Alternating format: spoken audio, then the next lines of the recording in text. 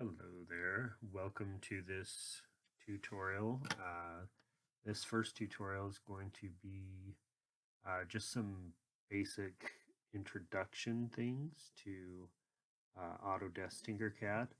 Uh, by now, you guys all should have your passwords and be able to log into the program.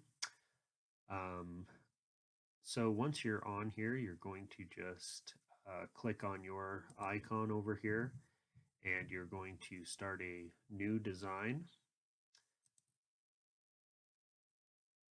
and we're going to be doing the 3D design. And so once you have done that, it's going to pull up this screen right here that has a work plane. This, I'll just kind of go through these a little bit. Some of these we're just going to get into a little bit later on, but this is your work plane. This let's actually put, first thing we'll do is I'm going to talk about these in a second, but if you just come over here and you slide a box onto, you just left click and drag it out here onto the workspace. And then I'm just going to click off. I want to show you real quick how to change the name. So if you just come up here and click in there, and then just for now, we'll just put in tutorial 1. And you just type that in, click in the box, type it in, and as soon as you push enter, it'll change it. So once you have now my object on my work plane, so this is where all of the work actually gets done inside here. I'm going to show you guys this right here. This is the basically your view, your different views, and if you click on this box, you can just left click and hold and kind of drag it around. It will show you that object from different perspectives. So I can either manipulate it this way. You can also just click on the type of view. If you want a top view, if you want a front view, side view, and so on. So what I'm going to do is, let's just move this way, and I kind of like to just do an isometric of it, so we'll just put it like that. Home view just takes it back like this.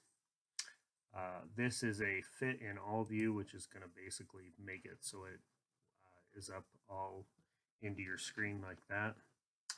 And then I can zoom in and out with these two controls right here. This one here is to change it from a flat to a perspective view. So a perspective, or the orthographic, is kind of more of a bird's eye view of this thing.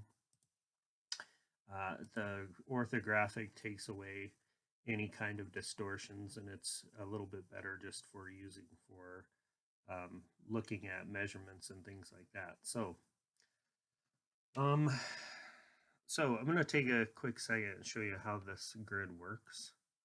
So if I go to edit grid on here, that's just talking about the actual grid on the work plane. So that's just these little squares on here. You can see right now it's set into millimeters. And I can change it and make it in inches.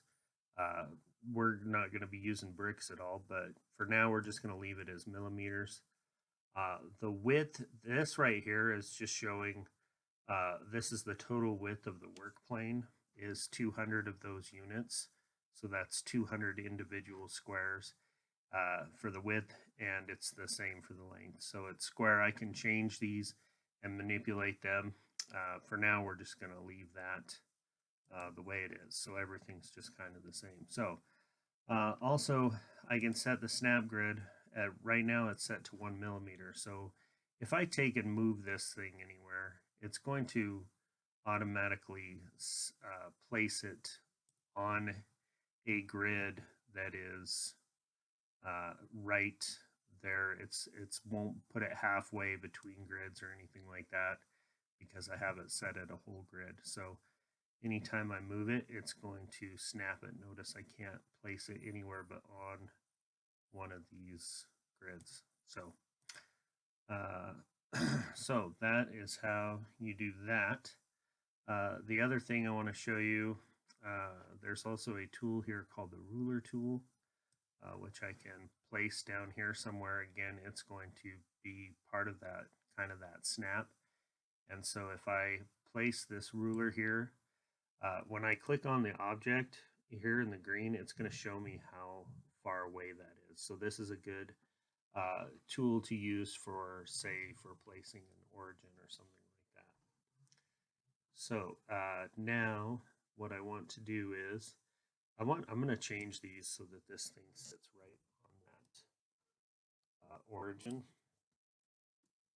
So now my box is in place, and I can change these different dimensions. So let's make this one 30.